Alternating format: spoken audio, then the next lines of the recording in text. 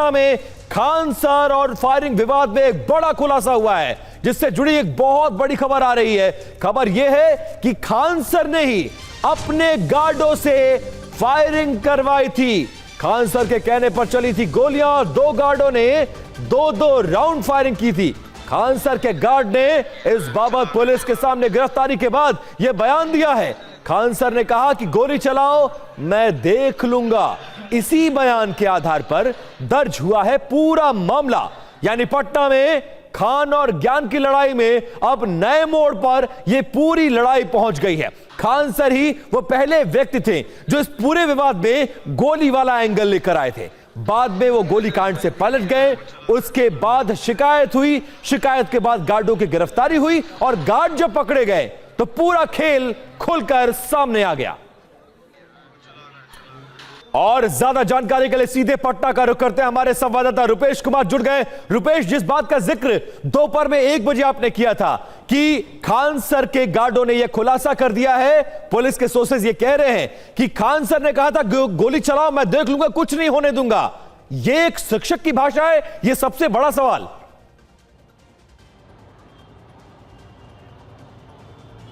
गोली चली है और फैजल खान उर्फ खान सर के गार्ड ने खान सर के आदेश पर गोली चलाई है और इसके पुख्ता सबूत भी हमारे पास मौजूद हैं।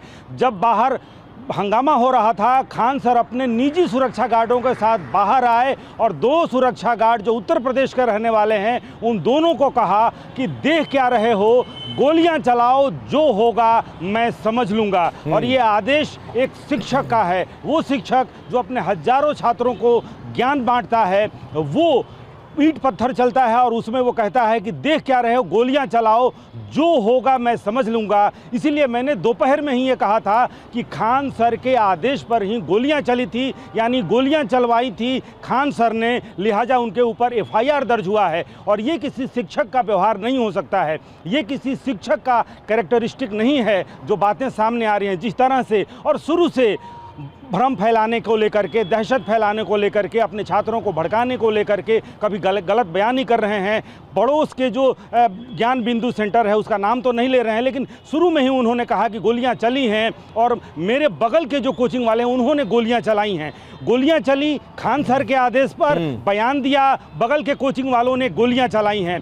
खान सर इतने मुतमईन थे कि गोलियां चली हैं, वो इसलिए क्योंकि उनके सामने गोलियां चली हैं। और वाकई वो ऐसा कहीं भी क्यों नहीं, क्योंकि उनके सामने ही सिर्फ गोलियां नहीं चली हैं, बल्कि उनके कहने पर, उनके आदेश पर गोलियां चली हैं। और ये कॉन्फिडेंस आता कहां से है जब एक शिक्षक कहता है गोलियां चलाओ, जो होगा मैं समझ लूंगा। अब ये जो शब्द है कि जो होगा मैं समझ लूंगा, अरे कैसे समझ लेंगे? बिल्कुल रुपेश, और पैसा, पावर, फेम, ये तीनों जब सामने एक व्यक्ति पर आ जाता है तो कुछ भाषा उसकी ऐसी बदलती है। लेकिन इसमें 2 बातें, एक बहुत सबसे बड़ी बात रुपेश ये है कि पहले आपने गोली चलवाई, फिर गोली की घटना को स्वीकार किया, फिर बाद में आपने बरगलाया, फिर इस बात से इनकार किया, और इसके बाद पुलिस, मीडिया लगातार ये सवाल पूछती रही कि किसने गोली चलाई, किसके कहने पर हुई। इसके बारे में आपने अभिनवता जताई। मतलब आप प्लान्ड वे में सब कुछ कर रहे थे, और पहले आप करवाते हैं, फिर बात इनकार करते हैं, और फिर गोलमोल जवाब देते हैं। इन सबसे जाहिर क्या हो रहा है, पूरा मामला क्या है?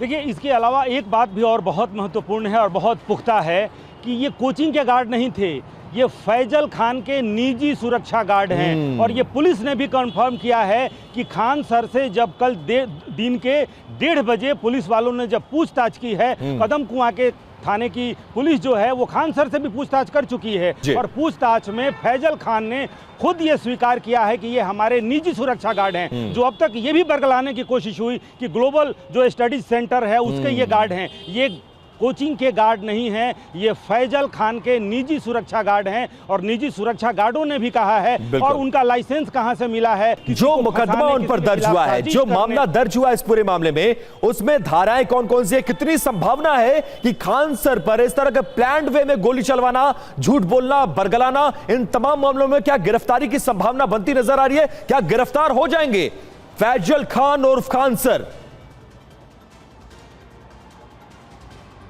देखिए, पुलिस ने कहा है कि सुसंगत धाराओं में मामला दर्ज किया जाए। सुसंगत धाराएं यानी कि उसमें कहा गया है कि सार्वजनिक रूप से लोगों के बीच में दहशत फैलाने के उद्देश्य से, ये जो शब्द मैं आपको यहां पर नरेट कर रहा हूं कि आम जनों में दहशत और भय फैलाने के उद्देश्य से गोली चलवाई है फैजल खान ने, इसलिए सुसंगत धाराओं में केस दर्ज किया जाए। जिसने पत्थर चलवाया, अगर खान सर ने ये FIR दर्ज किया है कि ज्ञान बिंदु कोचिंग के जो संस्थापक हैं उनके आदेश पर पत्थर चले हैं, तो पत्थर चलाने वाला अगर जेल जा सकता है, गोली चलाने वाला भी जेल में गया है, तो गोली चलवाने वाले के खिलाफ भी ऐसी ही कार्रवाई होगी। और पटना के SSP ने भी बयान दिया है कि जो भी विधि सम्मत कार्रवाई होगी, अभी कुछ देर पहले कार्तिकेय शर्मा जो पटना के SSP हैं उन्होंने भी कहा है कि जो भी विधि सम्मत कार्रवाई होगी, यानी कि अगर पत्थरबाजी वहां पे हुई है, पोस्टर फाड़े गए हैं और उसके आरोप में अगर जो रंजन हैं वो अगर जेल गए हैं, जो ज्ञान बिंदु के जो संचालक हैं, मुख्य कर्ता धर्ता,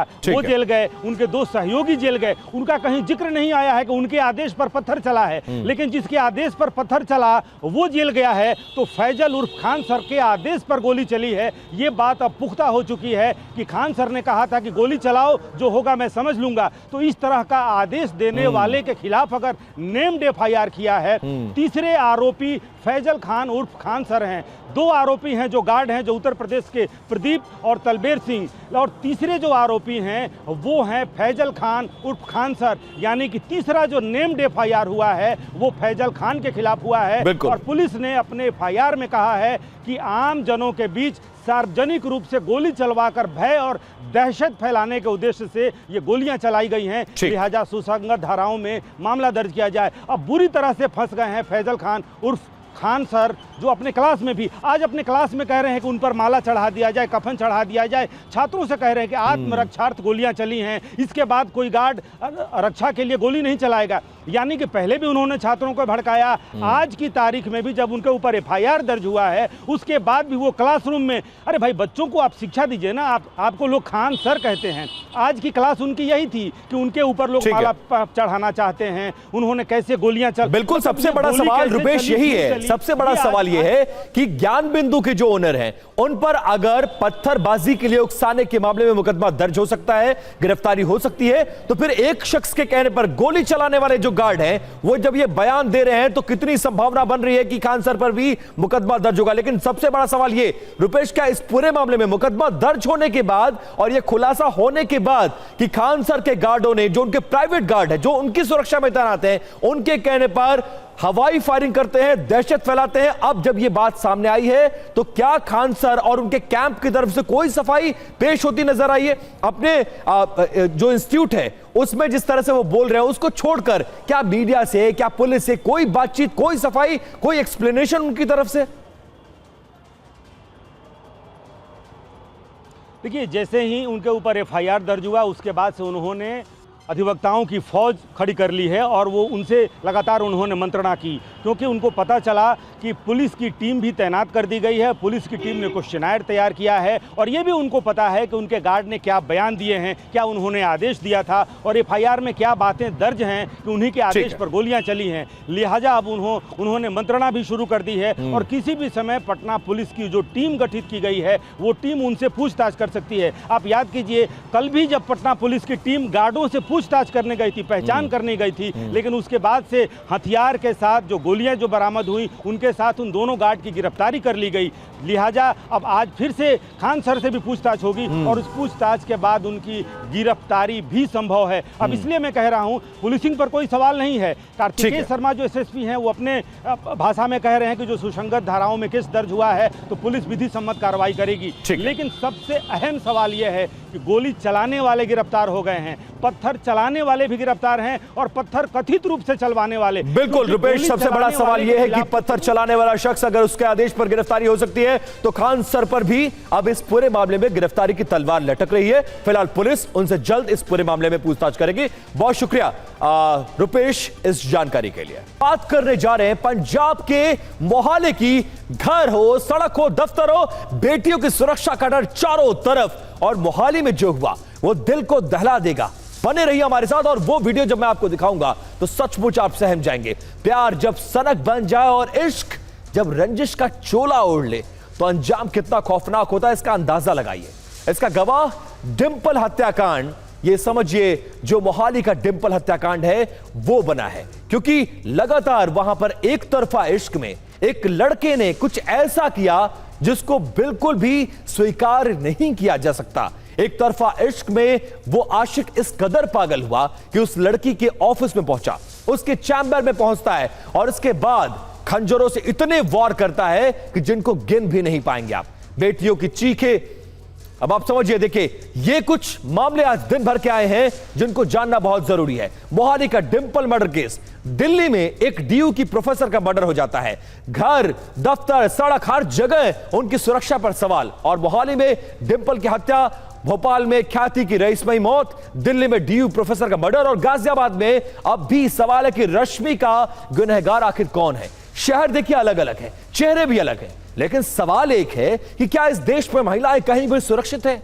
घर में हो रिश्तों का डर, दफ्तर में हो तो जुनूनी मानसिकता का खतरा, सड़क पर निकले तो अपराधियों का आतंक। हर घटना के बाद मोमबत्तियां जलती हैं, बयान आते हैं, जांच बैठती है, लेकिन बेटियों की सुरक्षा का सवाल वहीं का वहीं रह जाता है। आखिर कब तक महिलाएं अपनी जिंदगी की कीमत चुकाती रहेंगी और कब तक सिस्टम हर वारदात के बाद सिर्फ कार्रवाई का दावा करेगा? आज इन 4 घटनाओं के जरिए हम उठाएंगे हर वो बड़ा सवाल, आखिर कब थमेगा बेटियों पर अत्याचार और महिलाओं की सुरक्षा पर जवाबदेही कौन तय करेगा, यह सबसे बड़ा सवाल। और सबसे पहले बात पंजाब के मोहाली की। प्यार जब सनक बन जाए, इश्क जब रंजिश का चोला ओढ़ ले, तो अंजाम कितना खौफनाक होता है वो पंजाब के मोहाली में नजर आया। इसका गवाह है डिंपल हत्याकांड। मोहाली के फेज 11 में स्थित एक नामी पैकर्स एंड मूवर्स कंपनी और उसका दफ्तर उस वक्त चीखों से गूंज उठा जब काम कर रही 30 साल की लड़की डिंपल पर उसके पूर्व बॉयफ्रेंड हैरी ने अचानक पीछे से आकर हमला बोल देता है। यह पूरी वारदात एक बार सिलसिलेवार तरीके से समझिए। डिंपल ऑफिस में अपनी सीट पर बैठकर कंप्यूटर पर काम कर रही होती है, तभी पीछे से हैरी वहां पर पहुंचता है। कुछ सेकंड, 1 से 2 सेकंड की बातचीत के बाद अचानक हैरी ने खंजर निकाला और हमला कर दिया। जान बचाने के लिए डिंपल अपनी सीट से उठकर भागी, लेकिन हमलावर उसका पीछा करता रहा। ऑफिस में चारों तरफ दौड़ा दौड़ा कर ऑफिस के गेट के पास भागते वक्त डिंपल गिर जाती है और उसके बाद हैरी उस पर ताबड़तोड़ हमले जारी रखता है। ऑफिस में मौजूद कर्मचारियों ने बीच बचाव की कोशिश की, लेकिन तब तक डिंपल गंभीर रूप से घायल हो चुकी थी। युवती पर हमला करने के बाद हैरी ने खुद पर भी लगातार चाकू से वार किए। इस खूनी वारदात में डिंपल की मौत हो गई है, जबकि अभियुक्त अस्पताल में जिंदगी और मौत से जूझ रहा है। लेकिन यह घटना बताती है कि क्या दफ्तर में भी महिलाएं अब सुरक्षित नहीं हैं। इस दिल दहला देने वाली घटना ने बेटियों की सुरक्षा के दावों की सरेआम धज्जियां उड़ा दी हैं। आज हर मां बाप का दिल सहमा हुआ है और हर आंख नम है। सवाल उठना लाजमी है। दिन दहाड़े होने वाली ऐसी वारदातें ये सोचने पर मजबूर करती हैं कि क्या हमारी बेटियां घर के बाहर सुरक्षित हैं? हम आपको डिंपल और हमलावर हैरी की अब तस्वीर दिखा रहे हैं। ये दोनों तस्वीर देखिए, दोनों एक अच्छे घर के लगते हैं, दोनों वेल ऑफ हैं, एक ऑफिस में काम कर रहे हैं। लेकिन क्या एक तरफा इश्क इतना कातिलाना होगा? यह सबसे बड़ा सवाल है। 3 साल तक इन दोनों ने, जो डिटेल्स आ रही है, कुछ ग्राफिक्स है, 3 साल तक इन दोनों ने साथ में काम किया। 6 महीने पहले ऐसी जानकारी आ रही है कि दोनों के बीच ब्रेकअप हुआ। रिश्ता जुड़ना चाहिए था, ब्रेकअप के बाद यह चाहता था हैरी कि दोबारा से रिश्ता जुड़ जाए। हरविंदर से युवती ने दूरी बना ली और हरविंदर ऑफिस गया। फिर बहस के दौरान, काम के दौरान ऑफिस में युवती पर लगातार 20 से ज्यादा खंजर से वार किए हैं। युवती डिंपल की मौके पर मौत हो गई, जबकि हरविंदर ने खुद को भी चाकू से गोद डाला है। अभियुक्त की हालत अब भी गंभीर बनी हुई है। फिलहाल अस्पताल में उसका इलाज चल रहा है। और ऐसा नहीं है कि ऑफिस में मौजूद लोगों ने डिंपल को बचाने की कोशिश नहीं की। कई लोगों ने हमलावर को रोकने की कोशिश की, लेकिन हमलावर हैरी के ऊपर खून सवार था। वो किस कदर गुस्से में था, इसका अंदाजा इस बात से लगा सकते हैं कि उसने डिंपल के ऊपर 21 वार किए हैं। आप तस्वीरों में देख सकते हैं कि कोई भी ऑफिस का कर्मचारी हमलावर के नजदीक जाने की हिम्मत नहीं दिखा पा रहा है। जैसे ही वो जाता है, वही खंजर वो उसके सहयोगियों पर भी तान देता है। अब अगली तस्वीर देखिए।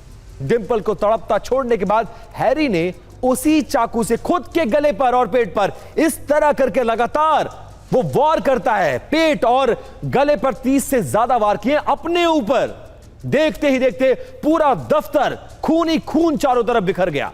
आखिरकार ये कैसा प्यार है जो किसी की ना को बर्दाश्त भी नहीं कर पाता है। मोहाली की इस घटना ने समाज के उस खोखलेपन को बेनकाब कर दिया है, जहां मोहब्बत का मतलब सिर्फ और सिर्फ अब कब्जा बनकर रह गया है। पुलिस के मुताबिक घटनास्थल से खून से सना हुआ चाकू और दूसरे फॉरेंसिक सबूतों को कलेक्ट कर लिया गया है। सीसीटीवी फुटेज को कब्जे में लेकर जांच की जा रही है। पुलिस ने अभियुक्त हैरी के खिलाफ हत्या की धाराओं में मुकदमा दर्ज कर लिया है और उसके होश में आते ही पुलिस उसे सलाखों के पीछे भेजने की तैयारी में है।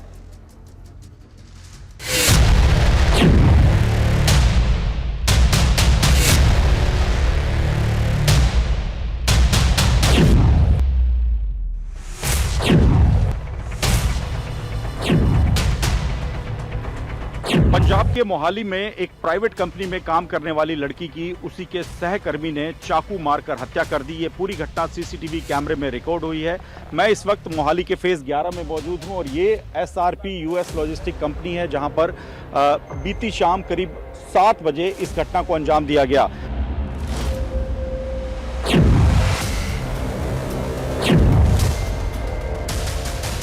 बीती शाम करीब 7 बजे के आसपास लड़का जब ऑफिस में पहुंचा, लड़की अपने वर्क स्टेशन पर बैठकर काम कर रही थी। इसी दौरान लड़का वहां पर पहुंचा और उसने लड़की जो है डिंपल, उसके ऊपर चाकू से ताबड़तोड़ वार कर दिए, जिसके बाद वो लड़की को मारते मारते बाहर गेट तक ले आया और यहां पर कुछ सहकर्मियों ने और सिक्योरिटी गार्ड्स ने उस लड़के को रोकने की कोशिश की, लेकिन उसने लड़की को बुरी तरह से चाकू मारे और उसके बाद खुद को भी चाकू मारे और अपनी जान देने की उसने कोशिश की।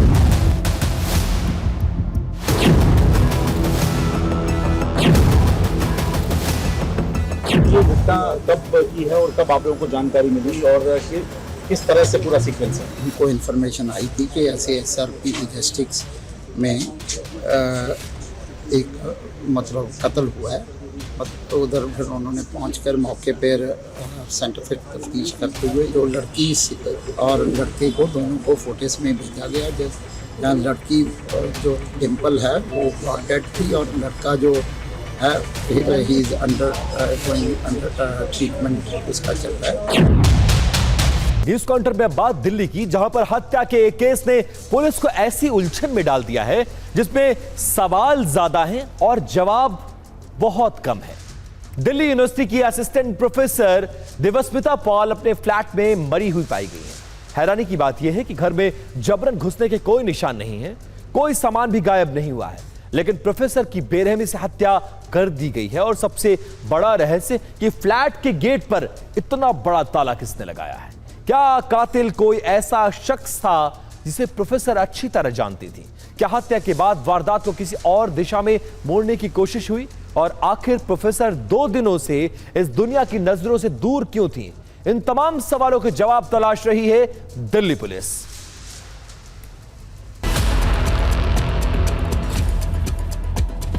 वो जो है पिछले 2 दिन से कॉलेज भी नहीं गई थी और जो ड्राइवर उनको डेली कॉलेज तक लेने आता था, जब वो पहुंचा तो उसका फ़ोन नहीं उठाया।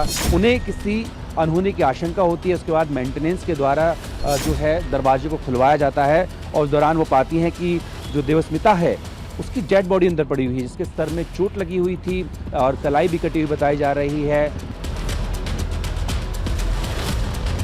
जो प्रोफेसर हैं उनके हस्बैंड बेंगलुरु में रहते हैं और उस दोनों के बीच में अनबन थी। लेकिन यहाँ पर एक आश्चर्य वाली बात वो ये है कि पुलिस को घर में ना तो फोर्सफुल एंट्री की कोई निशान मिले हैं और ना ही घर से कोई सामान गायब है। यानी कि अब आपको बताते हैं कि इस मामले में क्या कुछ जानकारियां अब तक निकलकर सामने आई। कुछ ग्राफिक्स है, वो जरा देखिए। वसुंधरा में सत्यम अपार्टमेंट के फ्लैट में इस डीयू की प्रोफेसर की लाश मिली है और इसके अलावा ड्राइंग रूम से बरामद हुआ है देवस्मिता का शव।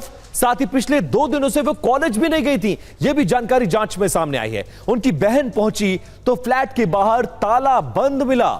मेंटेनेंस टीम की मदद से इस ताले को खुलवाया गया, दरवाजे को तोड़ा गया और पुलिस को फिलहाल कातिल की फ्रेंडली एंट्री का शक है कि अगर वो अंदर मरी हुई पाई गई तो फिर बाहर से ताला किसने लगाया। गुरुवार दोपहर पुलिस को इस हत्या की जानकारी मिली है और 2 दिन पहले आखिरी बार शॉपिंग के लिए वो निकली थी।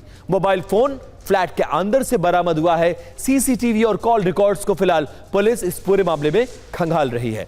ऑनलाइन डिलीवरी से जुड़े हुए भी लोगों की जांच की जा रही है।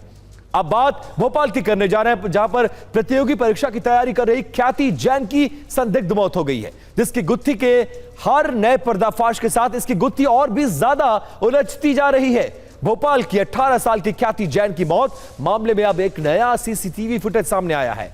वीडियो में हेलमेट पहने और बैग लिए एक युवक ख्याति के कमरे की तरफ जाता दिखाई पड़ रहा है। ख्याति की मां का दावा है कि यह वही तनिष है जिससे उनकी बेटी प्यार करती है।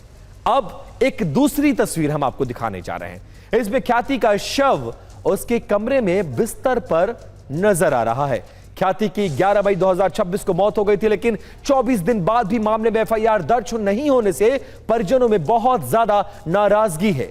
मृतका की मां वर्षा जैन ने थाने में से लेकर पुलिस कमिश्नर तक कई शिकायतें देकर बेटी की मौत की निष्पक्ष जांच और हत्या का मामला दर्ज करने की मांग की है।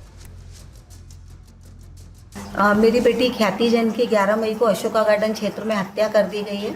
उस दिन मैं इंटरव्यू देने के लिए सोनकच्छ गई हुई थी और मेरी बेटी का एक दोस्त तनिष चंद्रवंशी उस दिन मेरे घर में आया है और लगभग 3.25 घंटे वो मेरे घर पे रुका है। शाम को भी वो दोबारा से आया है और उसने मुझे एक वीडियो बना के भेजा है जिसमें मेरी बेटी घर में मृत अवस्था में पलंग पे लेटी हुई है। तनिष ने मुझे एक मैसेज भी भेजा जो कि उसका कहना है कि इंस्टाग्राम पे मेरी बेटी ने उसे भेजा, जबकि इंस्टाग्राम का एक्सेस ऑलरेडी तनिष के पास में था और उस मैसेज में जो भाषा शैली है वो मेरी बेटी की मैसेज भेजने की शैली से बिल्कुल भी मैच नहीं खाती है। और मेरा निवेदन है कि इस मैटर में निष्पक्ष जांच हो, मेरी बेटी को न्याय मिले और दोषियों को कड़ी से कड़ी सजा मिले। अब देखिए न्यूज काउंटर में एक बहुत बड़ी खबर ब्रेक करने जा रहे हैं। ममता बनर्जी की पार्टी में लगातार बगावत हो रही है और ममता का मिस्ट्री अग्निपथ क्या है वो जान लीजिए। आज एक और बैठक बुलाई गई थी। बगावत के बीच ममता बनर्जी ने एक बड़ी बैठक बुलाई थी। ममता की बैठक में अब तक सिर्फ 2 विधायक पहुंचे। जो 20 बचे हैं उसमें से भी 20 सांसदों में अब तक 3 सांसद बैठक में पहुंचे हैं। सांसद डोला सेन, कल्याण बनर्जी और अभिषेक बनर्जी के अलावा बैठक में कोई सांसद मौजूद नहीं है। 2 हारे हुए विधायक भी इस बैठक में शामिल हैं। बैठक में अब तक 9 नेता पहुंचे हैं। इससे पहले 3 बैठकें हुई। पहले वाले में 9 गायब रहे विधायक, दूसरे में 16 और तीसरे में 60 विधायक गायब। लड़ाई जारी है। बागी विधायक बोल रहे हैं, कई सांसद उनके साथ हैं, बागी विधायक बोल रहे हैं। वो पूरा बात कर सकता है, पूरा कह सकता है, जो पूरा पार्टी उनका साथ है। 2 करोड़ 30 लाख जनता ममता बनर्जी का नाम से वोट दिया।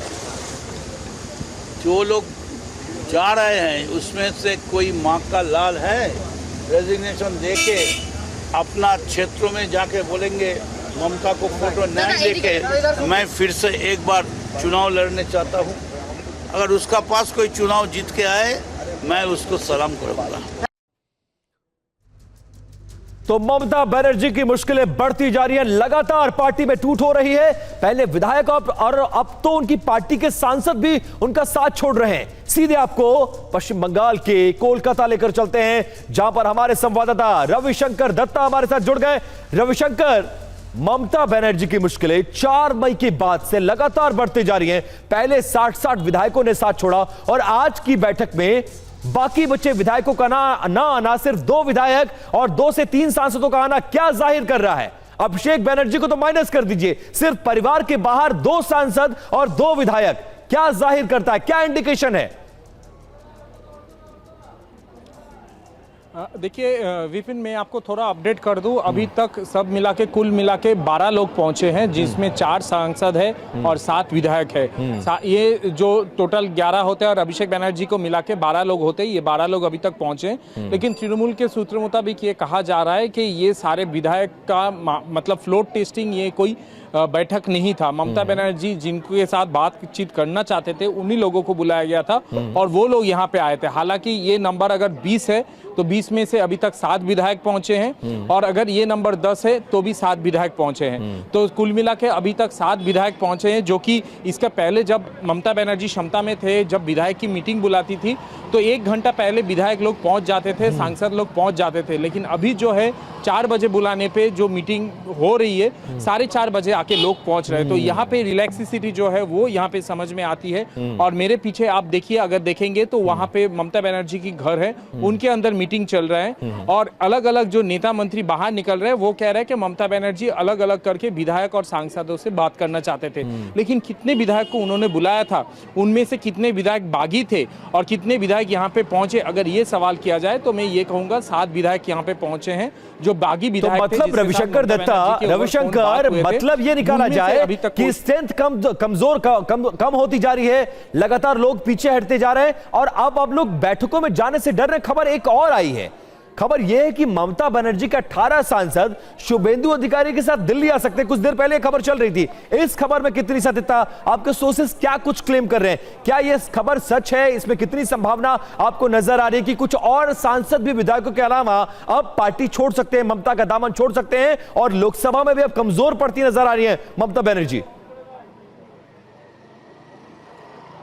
देखिए, ये ना तृणमूल का जो बागी लोग हैं उनका ये मॉडल बन चुके हैं। पहले ये शुरू हुआ विधायक से, अब ये चलने वाली है सांसदों के साथ। आपने जो कहा बिल्कुल सही है कि 8 तारीख को शुभेंदु अधिकारी जो है दिल्ली जा सकते हैं। एक ही समय में काकली घोष दस्तीदार जो कि अभी तृणमूल से रिजाइन कर चुके हैं, हर वो पद से रिजाइन कर चुके हैं सांसद छोड़ के, उनके नेतृत्व में 20 से 22 सांसद जो है दिल्ली पहुंचेंगे, वहां स्पीकर ओम बिरला से मिलेंगे, अपना प्रोटेक्शन मांगेंगे। उसके साथ साथ ऐसा भी हो सकता है कि अभिषेक बनर्जी उसके पार्टी के लीडर ना रहे, ऐसा मांग भी करेंगे।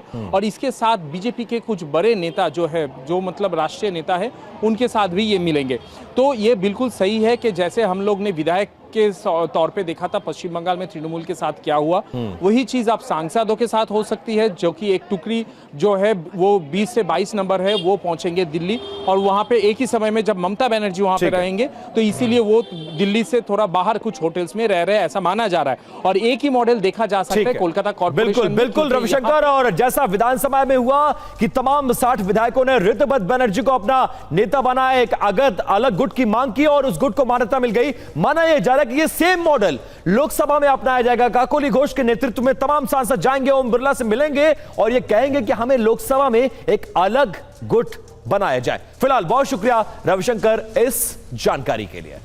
अब देखिए, दावा यह है कि ममता बनर्जी के खिलाफ सांसद भी बगावत का झंडा लेकर दिल्ली पहुंच सकते हैं, क्योंकि आज की बैठक में जैसा कि रविशंकर ने बताया कि पहले ममता बनर्जी बैठक जब बुलाती थी तो 4 बजे की बैठक में 3:30 बजे तक लोग सीट ले लेते थे। आज क्या हुआ है, आज 4 बजे की बैठक में 4:30 तक लोग आ रहे हैं। और देखिए, सांसदों की अगर बगावत हुई तो टीएमसी के कितने सांसद हैं लोकसभा से लेकर राज्यसभा तक, वो समझाने की कोशिश कर रहा हूं। देखिए, लोकसभा में 28 सांसद हैं, जो कि 2/3 सांसदों की संख्या 19 आ रही है। अगर 19 सांसद भी पहुंच गए तो फिर ये अलग गुट की मांग कर सकते हैं। राज्यसभा की बात कर लीजिए, राज्यसभा में उनके 13 सांसद हैं। राज्यसभा में सांसद ममता के वफादार माने जा रहे हैं, मतलब राज्यसभा में जो सांसद ममता बनर्जी ने भेजे हैं वहां टूट की संभावना थोड़ी कम है। लेकिन लोकसभा के जो 28 सांसद हैं उसमें अभिषेक बनर्जी, डोला सेन, कल्याण बनर्जी को छोड़ दिया जाए तो फिर मामला कमजोर पड़ता नजर आ रहा है और ऐसा लग रहा है कि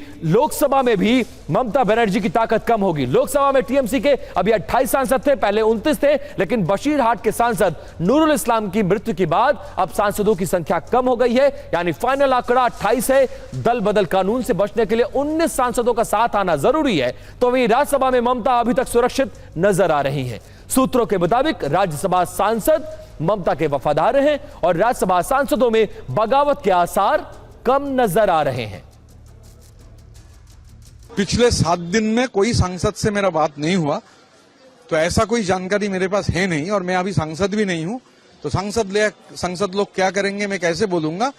मगर मैं आपको मालूम है, मैं सब समय बोलता हूं कि मैं आज ही के लिए जीता हूं, तो कल क्या होगा कोई बोल नहीं पाएगा। इंतजार कीजिए, कल बहुत सारे कुछ हो सकते हैं।